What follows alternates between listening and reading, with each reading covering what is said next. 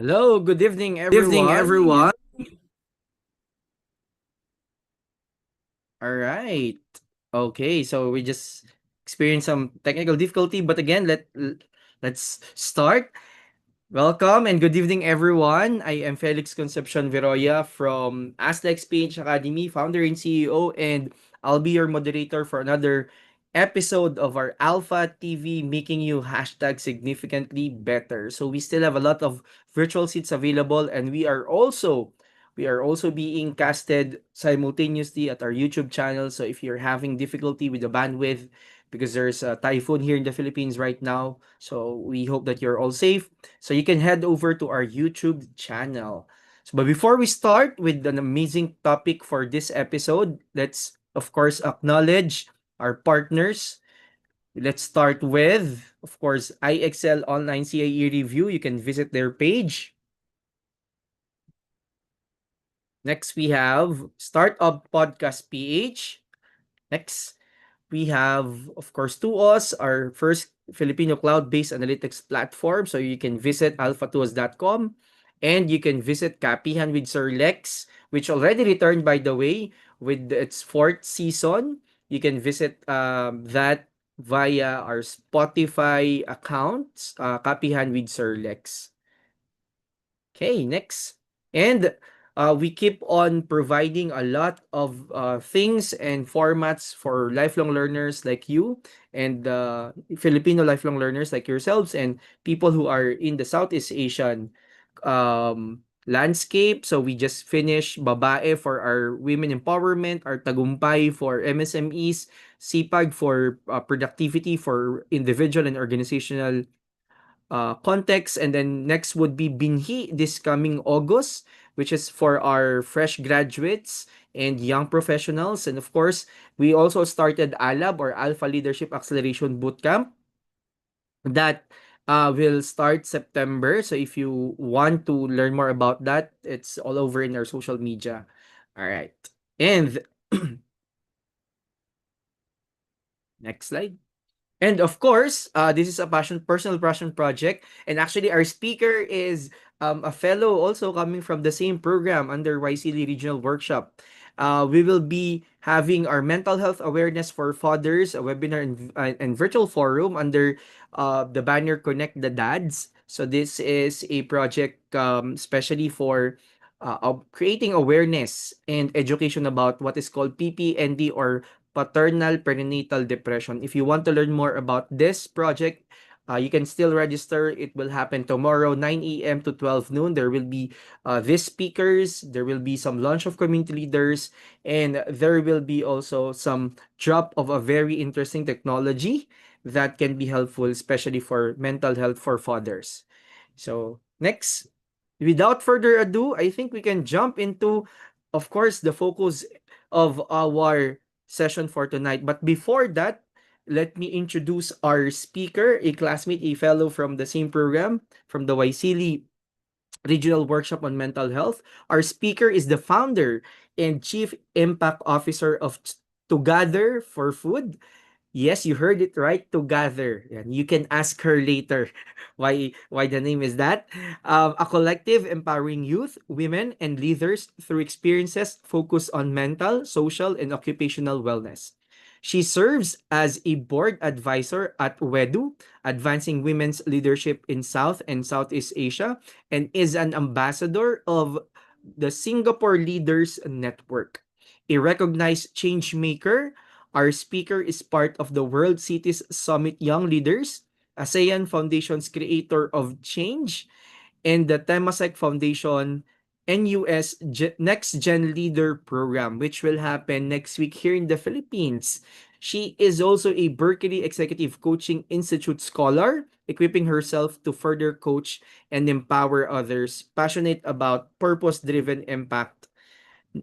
She champions conscious leadership and inclusive systems change across the region, talking about envisioning possible futures in change making aligned with futures thinking. Let's all welcome our guest speaker for Alpha TV, none other than Miss Navanitha, or Nava S. Nath. Nava? All right. Thanks, Felix, for that very, very kind introduction. And hi, everyone. So I'm just sharing my screen so that we can get started. Just let me know if you're able to see it as well. All right. So it'll also be nice if in the chat group, right, you are able to start introducing yourselves. I'd love to know where you're joining us from today. So if you could share a little bit more about yourselves, that would be great.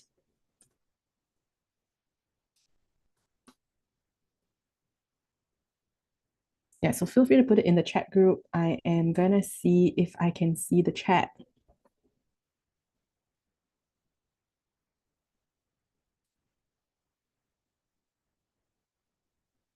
All right, so let me share a little bit more about myself as well. So as you are joining in and you put it in the chat, I'm going to try and actually join from another device. So just give me 1 second so that I can also see this.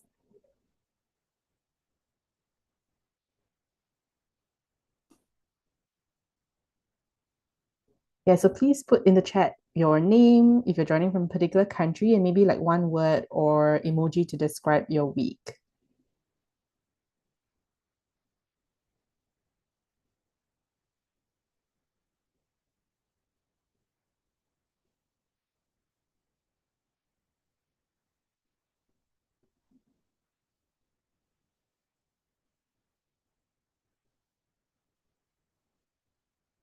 All right.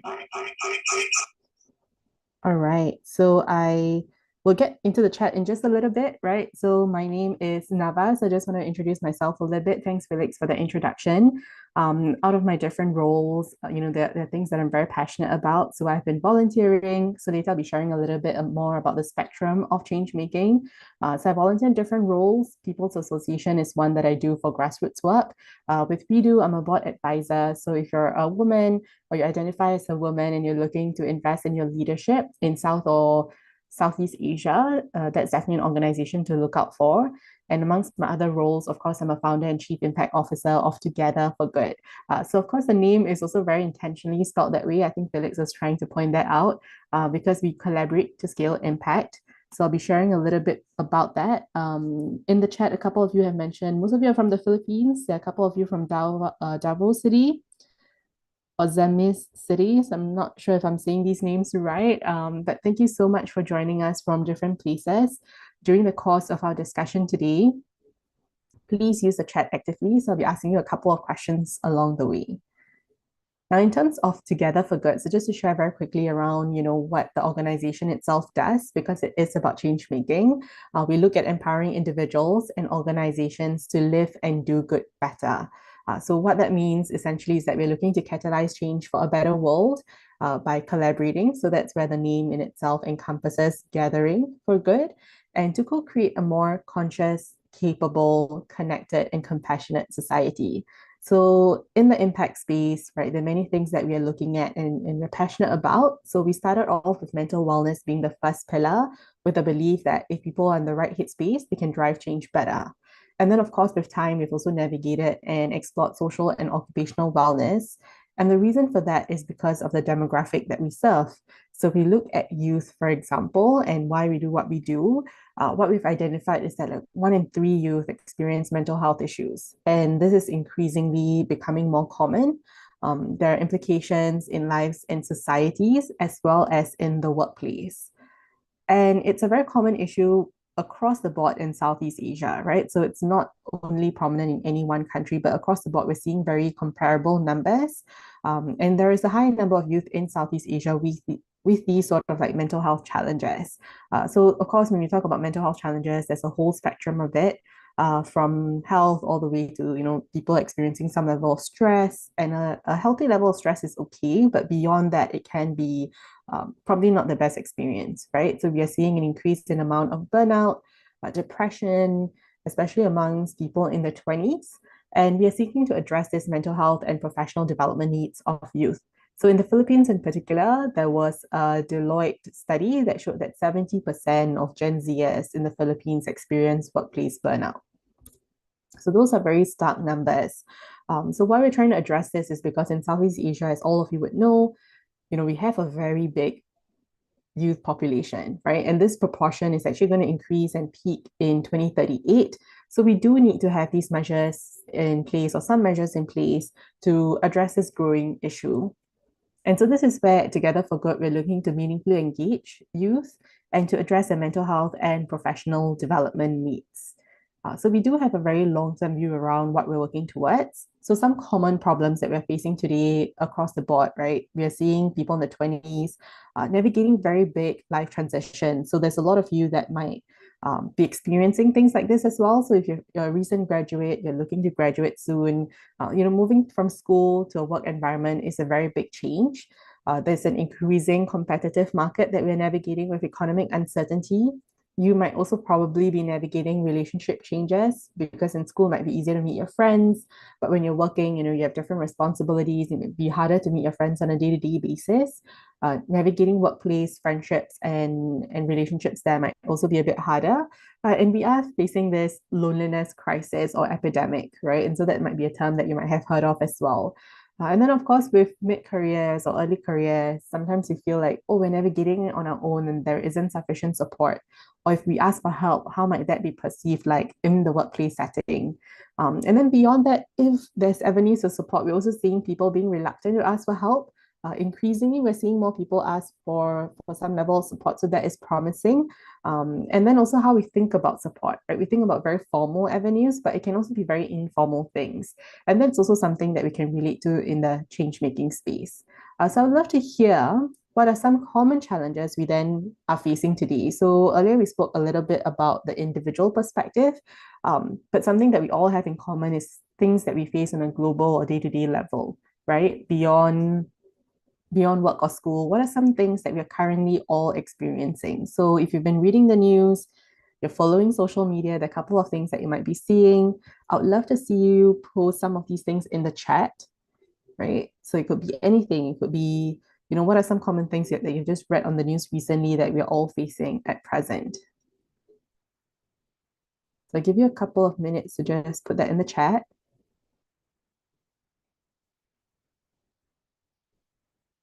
Yeah, thanks, Felix, for sharing about the ethical use of AI. Yes, I think there were some things that we've been speaking about in the last couple of years have been about climate change, right? If there's anything else along that thread, yeah, we're seeing like mental health across segments, climate change, like someone mentioned climate change. Yeah, so these are some of the common global challenges that we are facing, right? So we're looking at things like environmental crisis. Someone mentioned discrimination. Yes, keep that coming, right? I'll read that as well. So across like say environmental crisis, we're looking at climate change, biodiversity loss. There's a lot of pollution in different cities.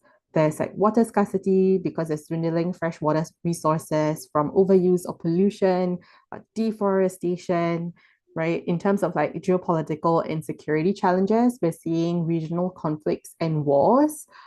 There's geopolitical competition and fragmentation. There's quite a fair bit of like cybersecurity threats. So from like beyond like AI, right? There's been like cybersecurity threats, and also nuclear proliferation playing into that. With economic challenges, with seeing things like supply chain disruptions. I think this was something that we definitely face in the midst of COVID or because of certain wars that are going on. Food and water insecurity, right? We're seeing an increasing amount of inflation in quite an amount of places. A couple of you have mentioned things like inequality, yep, inflation, um, even things like frequent gambling to economical status of countries. Yeah, so all that kind of like plays a part.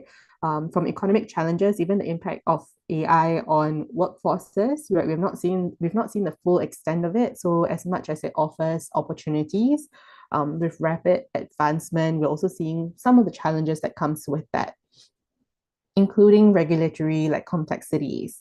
And then from a social and humanitarian challenge perspective, we're seeing things like poverty, forced migration, refugee crisis, health crisis, human rights violations, and educational disparities.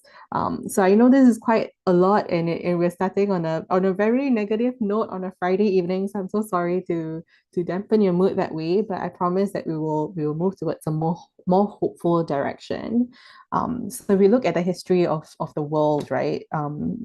There's always been challenges, right? So it's just about how we then navigate them. And so this is where change making comes in. And I hope this is the hopeful direction that we move towards. So change making can mean very many different things to different people. For me, for example, earlier I shared about how I volunteer, right? I mentor in some organizations. The work that I do with Together for Good is also about trying to drive change. I'd love to see some of the examples that you have around change making, right? So when we talk about this particular word around change making, what is change making to you? Yeah, so feel free to just like leave a word in the chat around what change making means to you. What is the first thing that you think of when we use the word change making?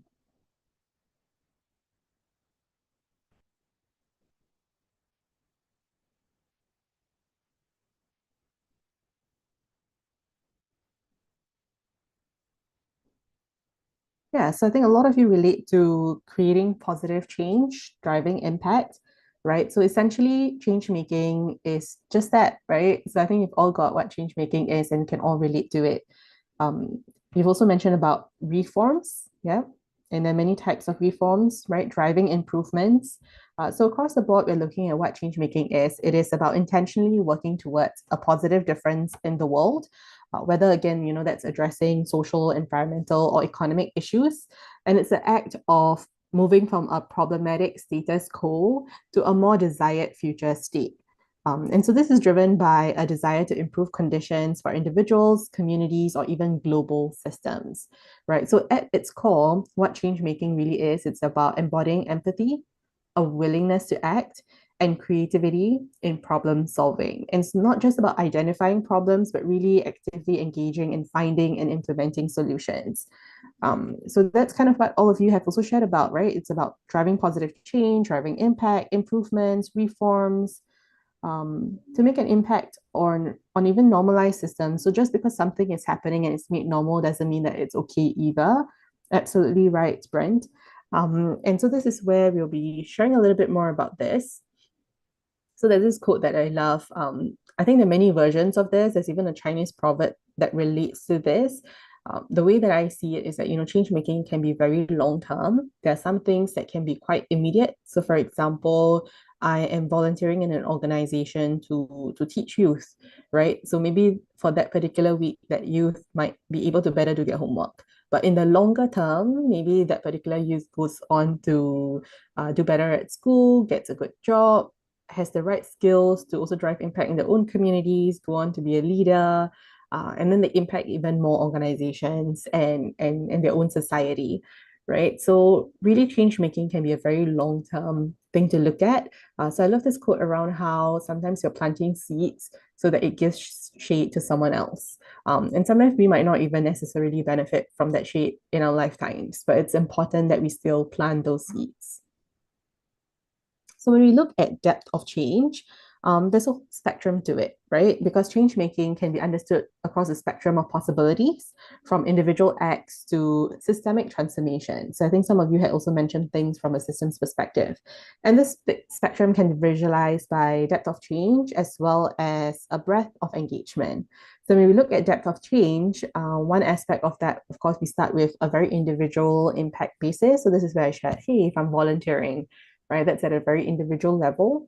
And this is where we're addressing very immediate needs of individuals or small groups. And then we focus more on the symptoms here, right? So, yeah, so then we start at a very individual level. And then direct service can be things like organizations. So this is about reaching a larger number of individuals through more efficient or widespread delivery of direct services. And again, this still primarily addresses symptoms. So then we move on to something a bit more on a larger scale. So this is where we look at systems change, right? And addressing things at a more root cause level. So this can target more underlying causes of problems, aiming to alter policies, as well as structures or behaviors that perpetuate the issues. And it often involves like policy change, widespread adoption of like new methodologies, new behaviors within an existing ecosystem. And the last part is like paradigm shift, right? How do we even go beyond systems change? So this is where we're thinking about influencing mindsets and societal norms on a much larger scale, leading to fundamental shifts in how people think and behave. And this is the deepest level because it aims for a complete reorientation of values and beliefs, right? And this can take generations. So, for example, even in Singapore, um, when I think there was a time when we were looking at like housing shifts and policies. So one of the policies that was implemented was around the racial quotas. So to ensure that we have a more inclusive society, right? So if we're going to talk about paradigm shifts and having more inclusive societies because we have different races in the country. So one of the more immediate things was, ensuring that at a school level, people of all races can be in the same space, right? And then within like housing boards, there became policies around certain ratios needing to be met across different races to be within each building or HDB block. And then, over time, it's taken like, say, a generation, right, to go beyond our racial markers. And now, if you actually talk to youth, most of us wouldn't just identify with our race, we actually identify with our nationality first. And it's become like more inclusive in that sense. In terms of like breadth of engagement, so again, we want to look at things from a change making perspective. There are so many ways in which engagement can happen, right? So at an individual level, we look at things like personal choices. So you're able to drive changes by shifting your own habits. So if you think about being more sustainable, right? So sometimes at a very systems level, you feel like, oh, it's very hard to change everyone globally. But at an individual level, even if you just get a paper bag or a reusable bag instead of a plastic bag, you're already able to collectively drive change. At a community level, we look at more collective efforts within a local community, and this can address very specific issues. At an organizational level change, we're looking at implementing new practices or strategies within a company or institution. And then, of course, at a national or global, we look at a movement level, right? So this is where campaigns or collaborations can aim at more widespread societal and policy changes. So at Together for Good, we love using a 3A framework to make sense of this, right? And like, where does this change exactly happen? And so this is where we believe that, hey, you know what? Change making does not have to be about, like, say, big hero moments. It also includes small actions and deeds that we can sow today for future generations, or even make change happen today within organizations. So the 3A framework is something that is a very continuous cycle because someone who might be at an awareness level, but maybe someone else in the same community could already be an advocate or driving certain actions, right? So we look at any organization that we work with. In the things that we look at, we try to do all three in some shape or form.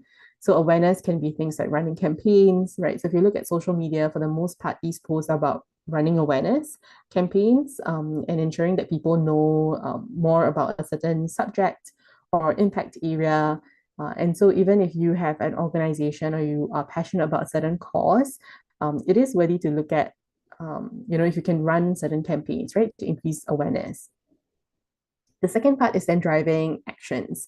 So this is where that gap usually exists. So if you're working directly with organizations or collaborating with them, this is where you can drive greater action. So that can look like beyond campaigns. You could be running workshops. So I think Felix shared about an event that he's doing tomorrow.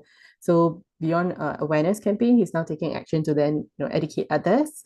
And then I think the last part that's very important in sustainable change making, and really what is sustainable change? It's about long-term systemic improvements. It's rooted in empathy, system thinking, and collaboration. And it's driven by deeper purpose and equity, right? So this is where, having advocates of change, right? It's not just driven by the initial catalyst of that change, is where it can become more sustainable. So it's also important to think about how we can continuously do that. Okay, so for this part, we're going to go into some examples of envisioning possible futures in change making. So just a quick show of hands, right? You can put in the chat if you've heard of what futures means or what foresight means. Anyone has heard what this means? You can put like yes or no in the chat. So I can just have a quick sense around your level of understanding. So Felix has mentioned that he has heard of futures. So that's great, Felix. Anyone has had some introduction to futures or foresight thinking? All right. So essentially what foresight thinking is by starting with what it is not, right? So brands that you've not heard of it. So foresight is not predicting the future, okay, but it is really something else. It is looking at preparing for multiple futures. So we look at how we can use this sort of thinking and methodologies and tools to look at what are certain possibilities into the future. And then we can realize that some are more likely to happen than others. And then when we backcast, you can also figure out, okay, what do we need to do to get to our most preferred future in that sense, right? So especially in the change making space, this is a concept that's used by a lot of governments and policy making, and that's why it's most frequently used. There are also many organizations that now also use these frameworks, right? So at a change making level, it helps change makers stay relevant, resilient, and rooted in hope. So I know we started the evening being, afraid of all these like challenges that we're facing globally, but in reality, there's also a lot of hope. And I feel like hope is a much stronger emotion than fear. And that's what foresight thinking also enables us to do, is to envision possibilities, right? I'm just going to share some examples and I'd love to hear from you as well. What are some tools that you may have used in terms of futures concepts? So the first one that we're looking at is the iceberg model. So anyone has heard of the iceberg model?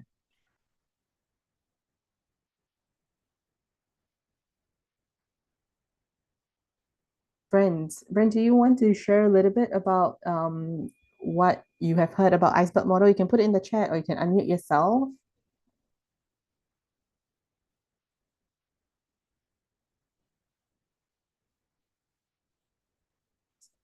All right, Felix, you've also heard about iceberg model. Yeah, so it's pretty much what it looks like or what we've heard of, right? So I think one very famous example of like or something that we relate to with icebergs is the movie Titanic. So essentially the ship crashes or crashes or brushes into an iceberg because the top of it looks really small, but then the ship scrapes the whole bottom of the iceberg, right? So it's a lot deeper than it looks when it comes to an iceberg. And very similarly, when we look at like causes or events, there's a lot of layers beneath it. So some things that we look at beyond just the event that happens is, or beyond like the surface in itself, would be things like patterns, structures, and mental models. So just to give an example, right? An event that could have happened could be, for example, a youth maybe hurting themselves. And so that is something that we can look at in terms of a very awareness perspective. That is a data point that we can collect. But then when we look at like pattern level, this is where we look at, oh, there's a rising youth mental health issue, right? And can see this from a signal and driver's perspective. And then at a structural level, we look at things like, oh, maybe there's like a lack of school counselors. And then in a mental model, this is very internal. It could possibly be that, mental health is perceived as being a weakness, right? So this is just an example of it. Brian, you said you can't unmute, but yes, thanks for sharing in the chat. Let me read out what you have mentioned. You said that iceberg model is more like a shallow idea, only shown to others when it was actually a deep-seated knowledge. And so it can be correlated with a saying that says that there is more than meets the eye. Yeah. So very well said, Brand. Thank you so much for sharing that. Yeah, so it's really about, what we can see beneath the surface. So sometimes there is that one data point that we see, but there are patterns, structures, and mental models associated to that we can actually unpack and discover.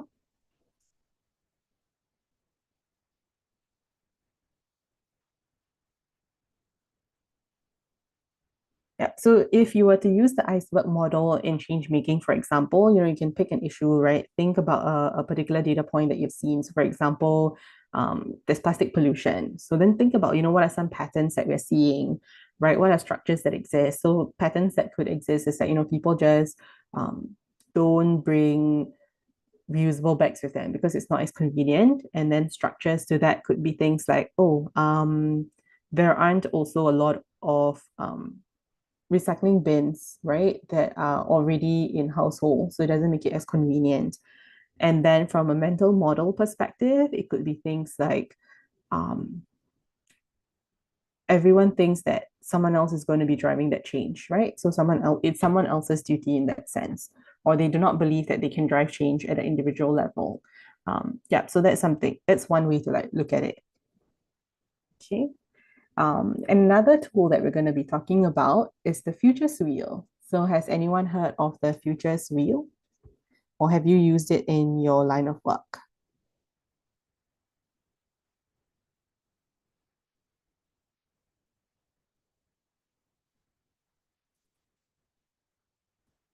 All right, so Brent, you said that it's familiar for you. Yeah, so maybe I'll share a little bit more about this. So if you look at it, this particular diagram, right, it starts with a level of change, and then we look at the first order of consequence, and then we kind of like move out of that. So essentially, we're looking at what are some of the most direct consequences from one particular change, and then what is the second order and third order consequence. So essentially, the futures wheel is a tool that is used in strategic foresight to map out direct and indirect consequences of a particular change, event, idea, or trend. This was actually developed by a futurist called Jerome Glenn, and it helps us answer like, if this change happens, then what's next, or what will it lead to? So this is just to understand and to explore more of like short-term and long-term impacts of a potential change. It helps us also better understand a more unexpected ripple effects. It could be both positive or negative effects.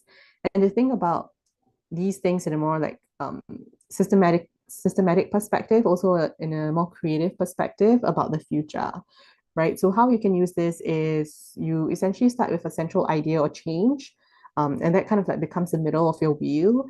So for example, AI becomes a more core part of education by 2030, right? Then we draw like, okay, what are the first order of consequence? So this could be things like immediately or soon after what happens. And then we draw the second order of consequence beyond that. Yeah, and then it's just essentially a ripple effect that we look at, right? So if we look at an example for mental health awareness becoming mandatory in schools by 2028, for example. So then the central change would be mental health education becomes part of all Southeast Asian school curriculums. And then the first order of consequence could be that more students could understand their emotions, right? Teachers would probably need new training because it's a new curriculum. Or maybe parents might begin asking questions. And so the second order of consequence could potentially be things like peer support groups emerge, right? Stigma in communities begin to drop because more people understand these emotions and the necessity for mental health. There could also be pressure on school systems to address emotional well-being in a more holistic manner. And then in the third order of consequence, we could be seeing things like lower youth suicide rates, more emotionally intelligent workforce in 2040. So in a even longer horizon, right? That there might be that change in the workforce, and there might be a long-term shift in national healthcare policies. Um, yeah, so Brian, you've mentioned that futures wheel is used when you have a lot of starting options, and upon choosing that option, it will move to a new consequence or effect, just like an algorithm. Yes. And they can also be connected with each other depending on situations. Absolutely. So the thing is that there's so many changes that are happening in the world. So sometimes it helps to just focus on one area, right? And one sort of idea or change that happens. And then we can see what's the ripple effect even from that. So this is another example, right? When we look at like coastal population. So speaking of like environmental wellness or climate change, this is one way in which you can also envision it. So yeah, if you have a particular course area that you're passionate about, or if you have an organization and you want to look at one particular effect that you really want to deep dive into, this would be a good model to use.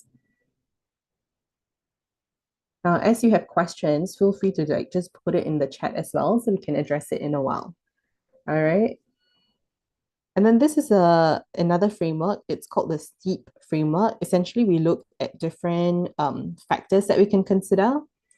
And this is something that I think we already think about on a day-to-day basis, right? There are different things that affect us in the world, and that can also affect our change-making work in maybe one of the pillars, right? So, for example, I do look at mental wellness or occupational wellness, and these changes across the board, across social, technological, economic, ecological, and political, also affects that work in different ways.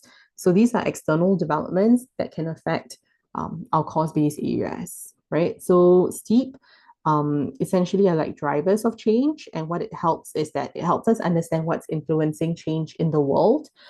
It does explore various dimensions of an issue, and it helps us identify emerging trends and signals that might affect the work or community. So when we look at the social aspect, right, there's some questions that we can ask. So feel free to take note of this. So for the social aspect, some questions that we can ask would be like, what societal changes, behaviors, or values are shifting? So when we look at things from, again, a mental health perspective in Southeast Asia, we can think about, is there like a rise of youth activism for mental health, right? Are we looking at like destigmatization, or even the fact that there's like aging populations? And in Singapore, that's quite an issue that we're facing. For the dimension of technology, we can ask questions around, what new or emerging technologies might disrupt or improve life. So, for example, with AI in education, right? Telemedicine, agri-tech, e-wallets, like these are some of the things that are coming up. How does that affect or positively or negatively like disrupt or improve our lives? And then from the economic perspective, right, we think about questions like what are trends in jobs, wealth, inequality, or financial inclusion, right? So again, there's so many aspects that we can think of. So there are many possible questions that we can ask. And so this is where, for examples, we can think about like say the gig economic model, right? There's a lot of youth currently going into gig economies. And then we think about the level of protection that they have or the kind of skills that they're developing in these areas and whether that's transferable to them in the longer run. We're seeing startups boom in different cities. There's also like digital banking access. So that also bridges the gap for some urban communities, but also think about the implications of that on, say, more rural communities or even older populations. And then from an environmental perspective or ecological perspective, right, we can think about questions around how are natural systems changing? What are the risks and innovations? And also from a example point of view, right, think about things like sea level rise, plastic bans, community-based conservation. And then from the last part about for the framework, we have our political considerations. And of course, this varies from country to country. So some questions that we can ask are how are policies, governance, or global dynamic shaping the issue, right? So this is where we're seeing this increasing like decentralization. We think about youth quotas in government, right, and youth representation and what that means at a policy level, as well as like climate policies. So how we can use STEEP, for example, is if you were to think about these categories, you can brainstorm trends, challenges, opportunities that then might influence the sort of like course-based area that you're working on. And you can use this to analyze potential blind spots or create more holistic programs and anticipate challenges or partners that are needed, right? So for example, I'm in the mental health, social, and occupational wellness space. And so there's still other things that kind of like drive these various things. So if I just look at the mental health perspective, and technological advancements, for example, right? Currently, of course, there's a boom in AI, and there are many ways that it seems promising. Recently we're seeing a shift in how especially youth behavior is led by AI. So there are more youth who are actually looking to even say ChatGPT, right? To have therapists. And instead of seeking professional therapy or speaking to a human, increasingly more youth say they're comfortable speaking to ChatGPT. And the reason for that is they don't feel judged by a large language model as compared to a human being.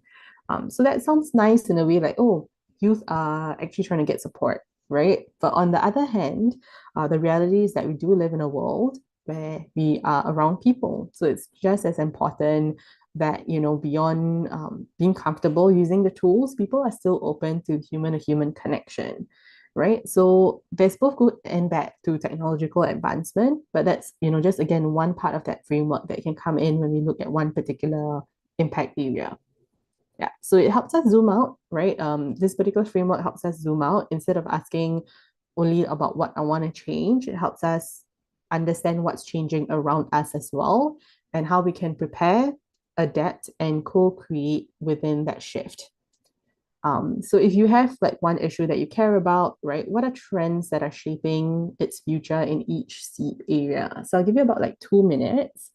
If there is a cause-based area or an issue that you care about, you can put it in the chat, right? It could be mental health, it could be education, it could be environment. And then think about what are trends that are shaping the future of this particular impact area using this particular framework, right? You could just list like one example. This is just like a very mini exercise.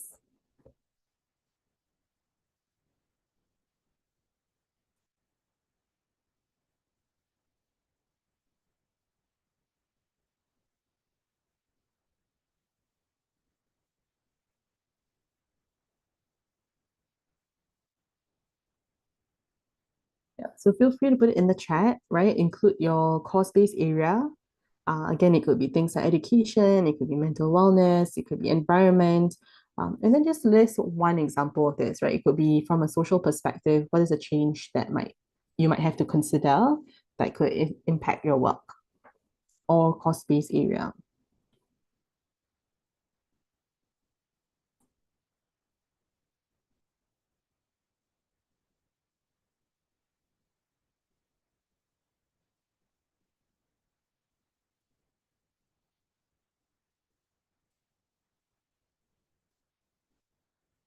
All right, so there's an example around lifelong learning, right? And so then using this particular model for S on social, it could be more people are leaning into lifelong learning.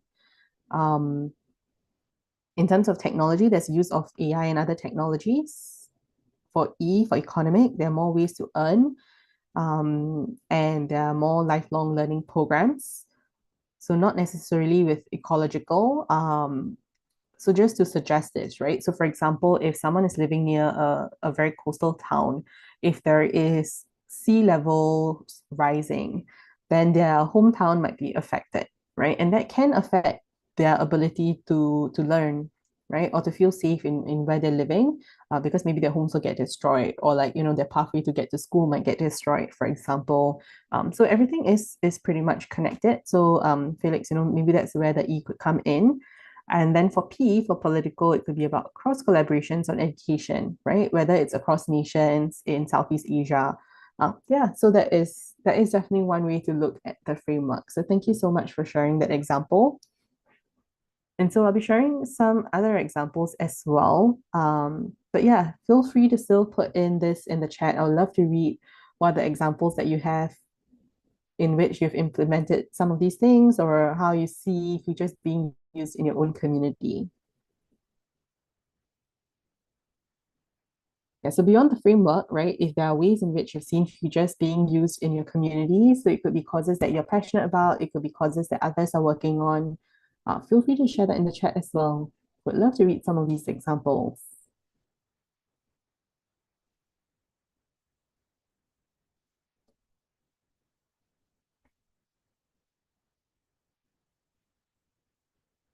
All right, so yes, you updated in the chat. I would also love to share some examples in which features have been used in Southeast Asia. So I have two examples for you just to keep it simple, right? I'm just mindful of the time here as well.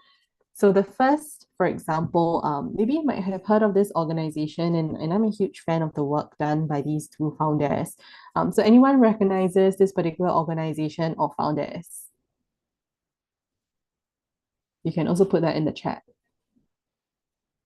So this is Bye Bye Plastic Bags, right? It's an organization from Bali. Yeah, so some of you said it's like new to you. So Bye Bye Plastics is actually an initiative based in Bali.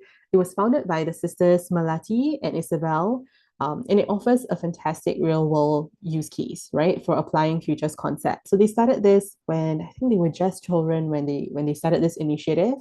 And they intuitively actually applied many of these principles. So I don't think at the time when they started this, they probably knew foresight or futures thinking.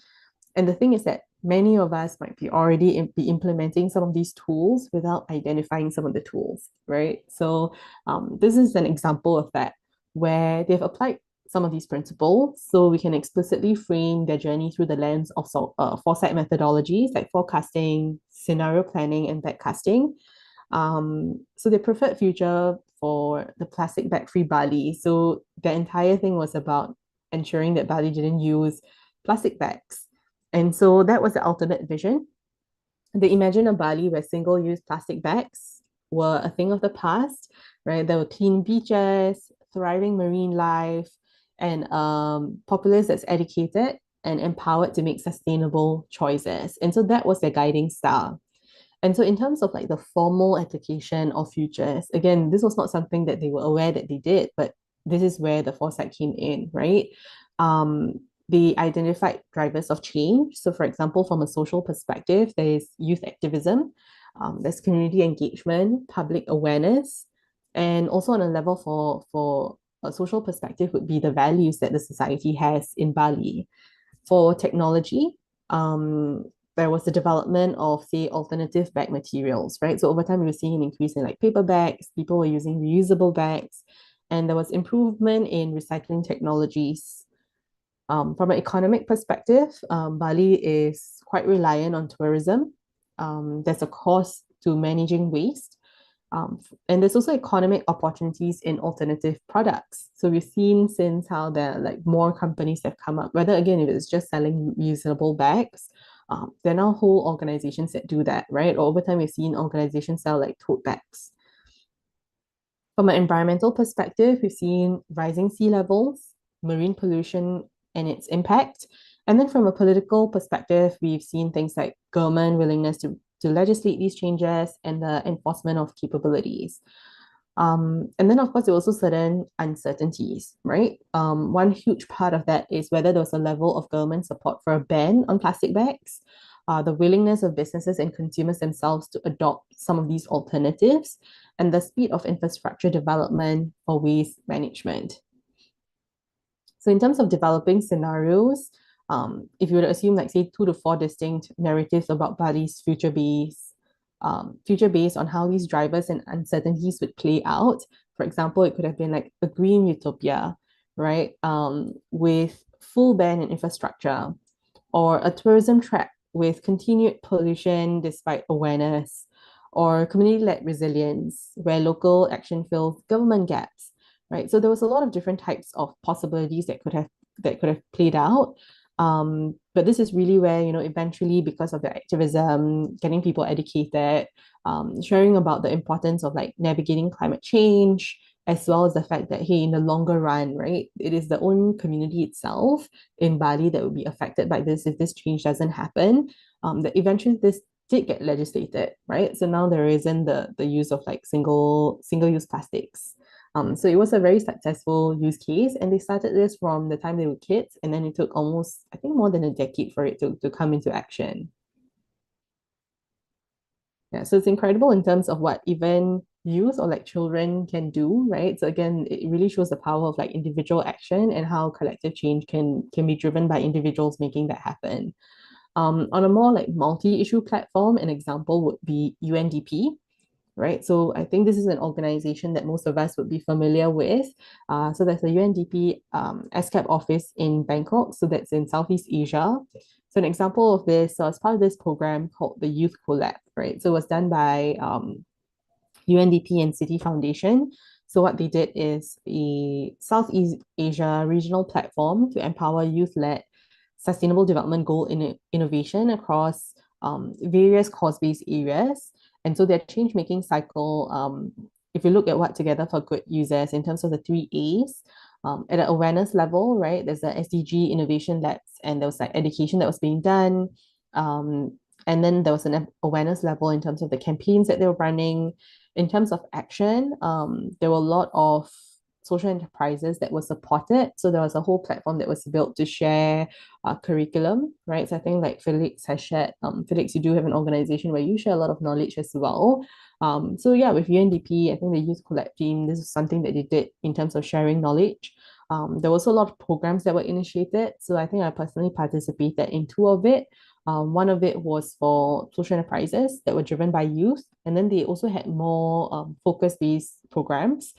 So the one that I had joined was a bit more inclusive in terms of organizations looking at particular DIB aspects. So we were looking at underserved communities. There was also programs at that level. And then we look at advocacy, right? They were looking at linking youth voices with like national campaigns or um, driving campaigns around things like social innovation. And a lot of us were part of the program. Of course, we're advocates in our own rights as well. So that's how, keep change sustainable, right? So this brings all of this back to this particular quote around, planting seeds for a better tomorrow so that someone else can enjoy the shade, right? So if there's a takeaway that you have from this, I hope you know that, change making can be very long term, right? There are many levels to it. There are so many futures tools and concepts and frameworks that you can potentially learn. I picked out a couple that were easier, and I felt that might be relevant, even if you're not necessarily in the impact space for work. But I hope you understand that, even at the individual level, there are many ways that you can contribute. Again, you can be an active citizen. So active citizenry encompasses so many things. It could be things like volunteering, you could be running campaigns, it could be in your direct field of work. Um, or you could be mentoring somebody else, right? So there are many ways in which you can be driving impact. Think about, what you can do in the short term, but with these foresight and futures tools, I hope you can also think about things in a longer term perspective around what you can do. So I leave you with just this question. I hope you can answer this in the chat, which is, what is one small seed you hope to plant today that your future self or someone else might benefit from? Right. I'll just give you a minute to put that in the chat. So, what is one small seed you can plant today that your future self or someone else might benefit from?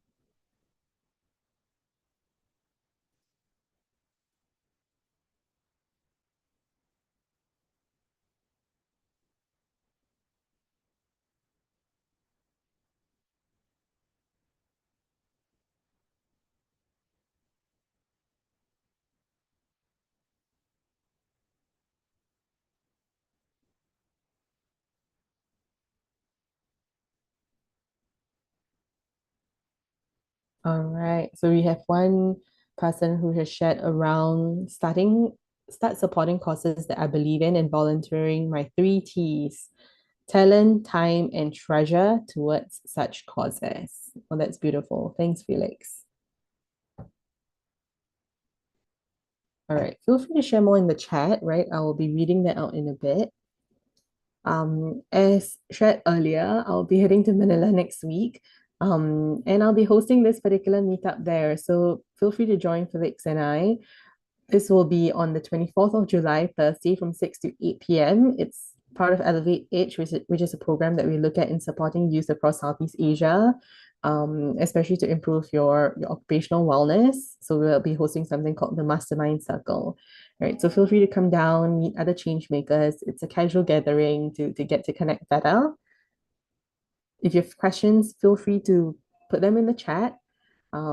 You're also welcome to scan this QR code that links you to the Together for Good Telegram channel, where we do share about opportunities in Singapore and in Southeast Asia, across the board in terms of things. It could be things like events, it could be fellowships, it could be knowledge toolkits, right? So feel free to join the chat. We'll be sharing more about futures, opportunities, and tools there as well.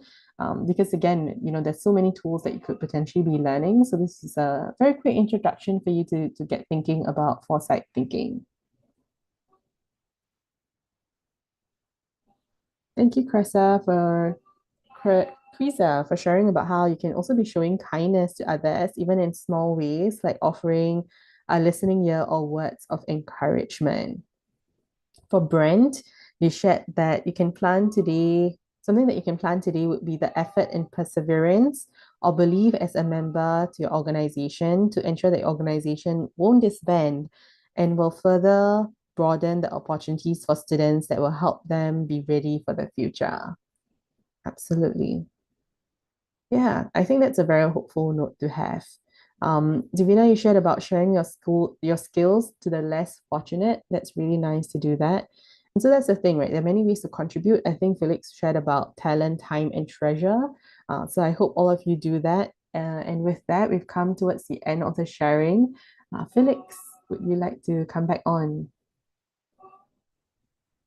All right. Thank you. Thank you. That's a very wonderful learning session, of course, with Nava, a classmate of ours from the Waisili Academy, um, Fulbright University, Vietnam, organized Southeast Asia level regional workshop on mental health. So I think, correct me if I'm wrong, is Elevate Edge part of, is that your project from the program?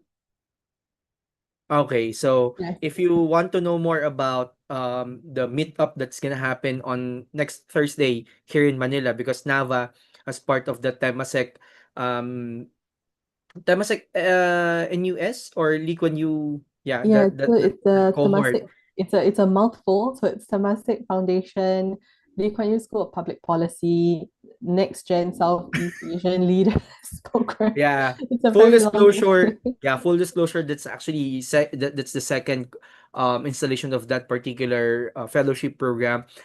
Full disclosure again, I applied for that program, but I did not I was not able to be in the cut for the second installation. That's only up to people of age 35. I turned 35. I told Nava this. But Nava, I saw her and then I told her that I'm gonna meet her when she comes here in the Philippines. So if you want to know more about the meetup about Elevate Edge, I've put the link to Nava's LinkedIn, so please also connect with Nava for for anything that you might want to ask around the space. All right.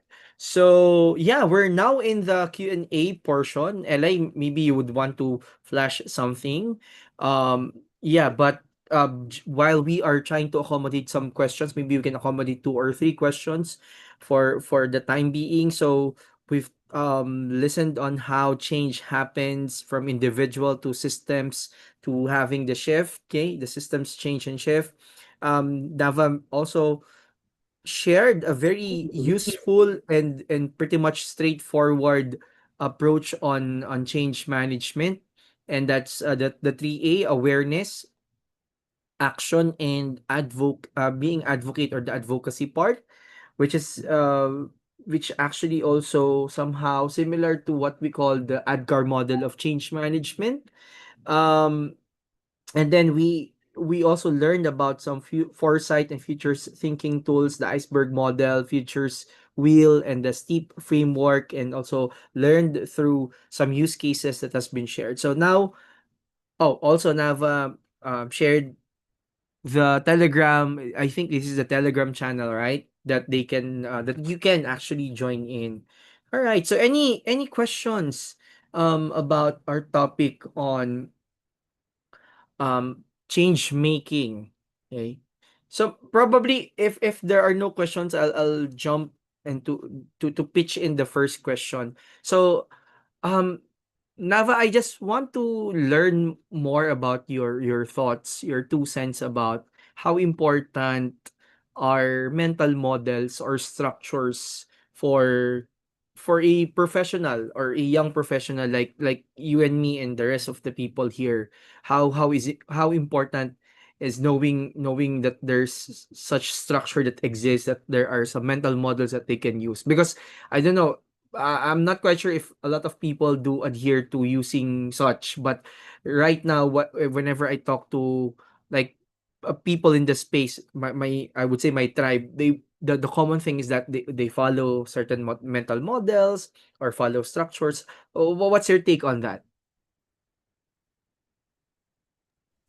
Thanks, Felix, for that question. I think many ways in which mental models are important, right? So the simple answer is yes, mental models are important to understand. But where it comes in really is that one, mental models are really like the internal stories, assumptions and beliefs that we carry about how the world works. And that can vary from person to person. So I also hope that we understand that, we all come in with very different lived experiences, and also how we perceive the world. And that informs our kind of like perceived reality.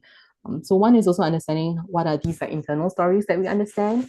but then having a lens of curiosity to understand where everyone else is also coming from, right? Because then we understand the world better. But how we carry these beliefs, assumptions, and stories, they shape how we show up, right? They shape how we lead and how we respond to change. So specifically for like youth professionals, for example, often we're navigating like very complex systems, right? A lot of expectations. So mental models influence things like, well, actually pretty much it affects everything, right? It affects everything from how we approach like even failure to how we engage with leadership to how we imagine what's possible within our own lives or communities. And of course, that can also affect how we are in the workspace. So if you're a young change maker, for example, and you believe like, oh, I need permission, right, to lead, or impact can only happen at a large scale, then those mental models can limit our action. On the other hand, right, if we can reframe that mindset towards models like, oh, small actions matter, or like there's power in collective action. So even if at individual level I do something, then collectively we're driving towards bigger change. Um, or even things like, oh, I am enough, right? Or I can just start where I am. That opens new pathways for all of us. And so that's why I think part of building youth capacity isn't just about skills. And I think skills are very, very important, but it's also about then surfacing and reshaping these like internal mindsets that could hold us back, right? To help us thrive and do better. So even with Together for Good, something we share about is how can we live and do good better. So that really comes from addressing mental models, and then from a again like from a youth professional's perspective, right? It influences how we interpret systems as a whole. So if we only see what's above the surface, so this is where the iceberg model comes in. So events, right? We see things at a very event perspective. Then we might miss the pattern structures and root causes. So again, this is where then like these kind of like tools come into to better enable us to look at our mental models in a more deeper way, to really shift that lens, right? To ask why systems work the way they do, and then we can unlock more systemic solutions and not just react to things happening. Yeah. So I hope that those are kind of like how we use mental models. There's a All question right. around. Yes, Felix. Yeah, so it's Yeah, another thank you, question. Nava, for sharing your 2 cents on my question. I think Brent has a question about specific mental models that is more adept for use when you're dealing with sudden scenarios, and to ensure that you can cope up with problems and adhere to prevent it from its reoccurrence. But before you answer, I think somehow you were able to share that iceberg model is something that can be used for this somehow similar um scenario. And as an industrial engineer, I think that particular mental model, the iceberg model, is somehow similar to what we call the root cause analysis mental models, no. But yeah, if you have something to add, please do so to this specific question from Brent.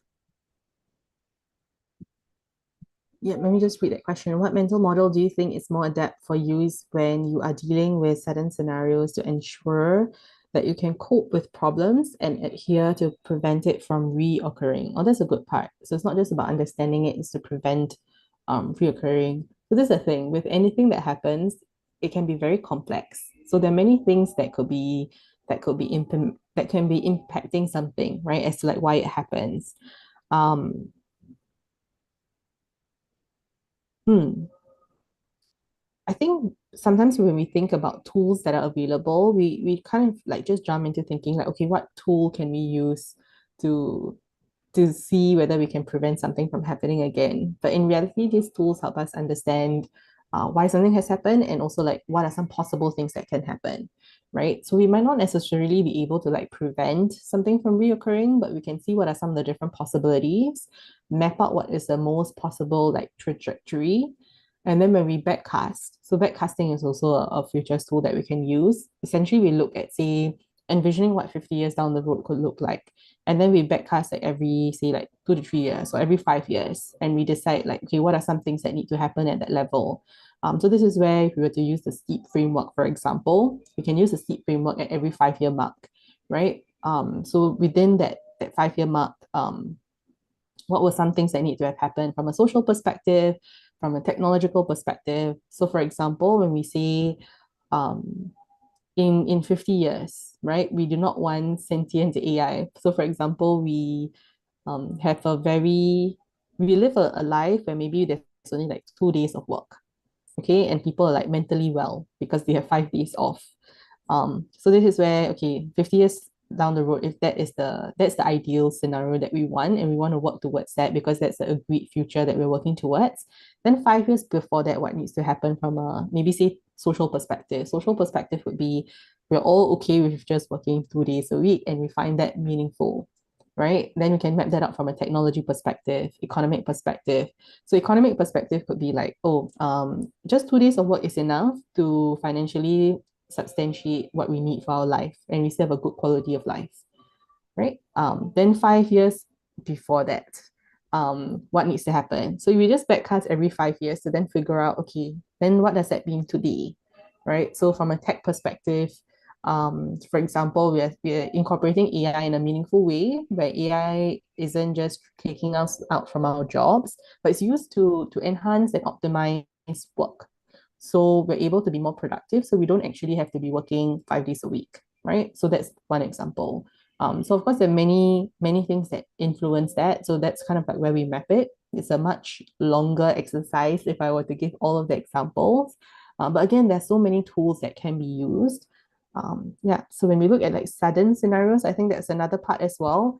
For the most part, when we think about scenarios, they're usually not very sudden, right? There are many things that we can potentially see happening. One example of that is like COVID. COVID seemed very sudden to us, but it doesn't mean that there aren't people who have not spoken about it before. So I think Bill Gates was someone who shared like, oh, a global pandemic is something that could have happened. So across the future space or across different industries, there are people who do look at futures and look at the possibilities of these things.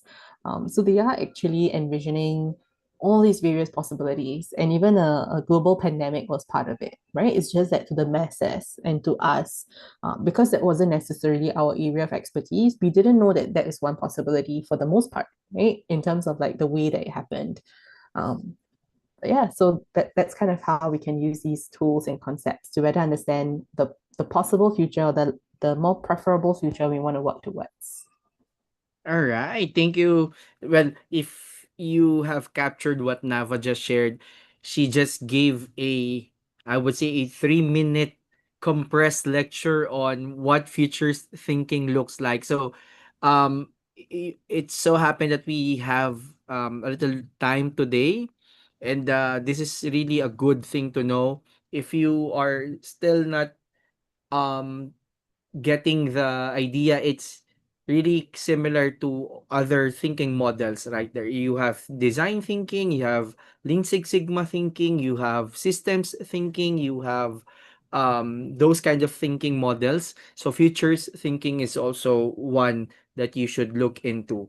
All right, so I think we don't have much time, but thank you again, Nava. The Filipino lifelong learners are, in behalf of all of them here, and those who will be watching this as an e-learning course, we are really appreciative of your gesture of being with us tonight and sharing your experience and expertise around the application of future systems thinking into change making. So before we let you go, any last couple of message or parting message to our lifelong learners here? I think my key message, one is to be hopeful, right? I know with a lot of things happening in the world, sometimes it can feel very scary, but hope is a very powerful emotion. The second is to just start where you are, right? When we think about change making, we do see things in a much longer horizon, and that's great. And then that can seem like, oh, there's so many things I need to do. But in reality, you can start with the skills that you have, the time that you have, and the people that you know, and think about how you can collaborate and work with others. And the third part is to just be curious, right? There's so many tools out there, there are many ways to drive change, and there are many things that are happening. So be curious about the world, keep learning. And the last part is to be compassionate to yourself, because again, change making is very long term. we're all learning. So there are always going to be new things that we learn and we realize that, hey, this could have been done better.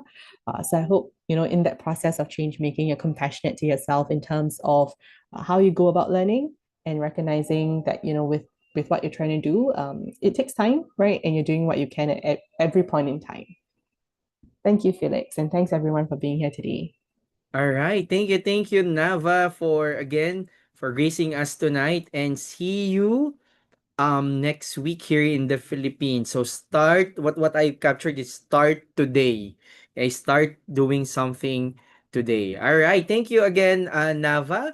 And we have some few announcements to make. So for everyone here, Eli, if you could move to the next part. All right. So again, thank you everyone for being with us in this particular Alpha TV session with, of course, our speaker Nava from Singapore, from Together for Good. Thank you to our partners, iExcel Startup Podcast, PH2OS, Kapihan with Sir Lex, and of course, I just want to shamelessly plug again, Connect the Dads. Next slide, please.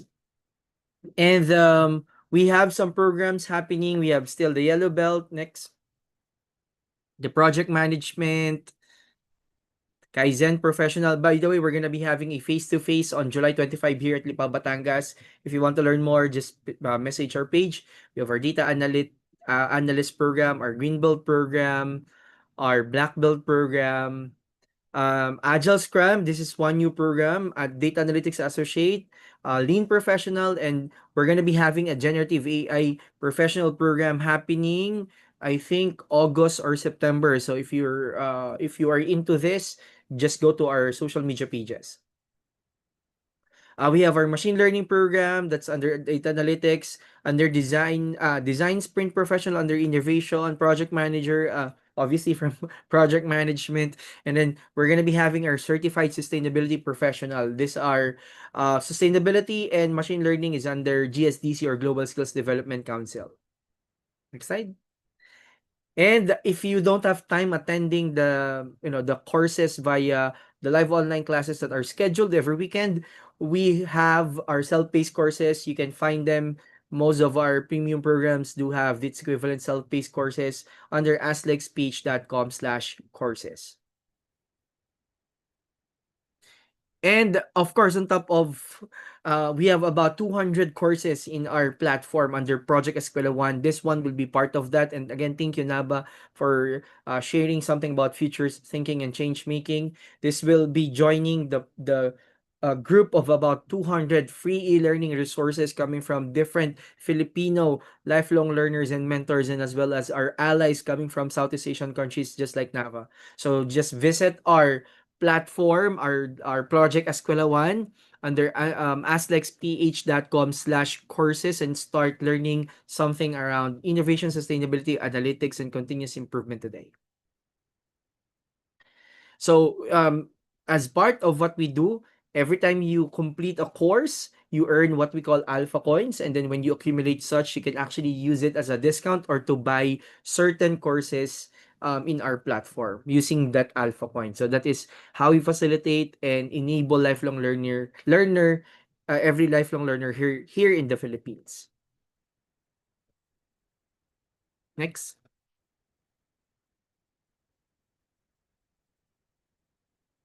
So we're still actively looking for partners and ambassadors. Again, if you are interested, just message us on our social media platform, or you can also email an inquiry at info@aslexph.com. Next slide. So yeah, you can join also our Alpha Alumni Network in Facebook. Next slide. So for our evaluation, here is a QR code that you can actually scan. Okay, please make sure that you were able to complete this in the next 30 minutes, because we're gonna close the evaluation form, and give us 2 to 3 weeks to generate the e-certificate, because we have some things that we're working also on the sides, or mainly pala, no, and please give us some time to accomplish or to complete the task of generating and sending your e-certificates to you. All right, with that, again, I think we're good. Thank you, everyone. Again, this is Felix Concepcion Viraya, together with Eli Madrigal, our CMO. So, and again, thank you, Nava, for being so passionate about sharing on things about futures thinking and change making. Thank you, everyone, and see you next Friday on another Alpha TV episode. Let's continue to be hashtag significantly better through accessible and sustainable lifelong learning together. Thank you, everyone. Keep safe. Bye.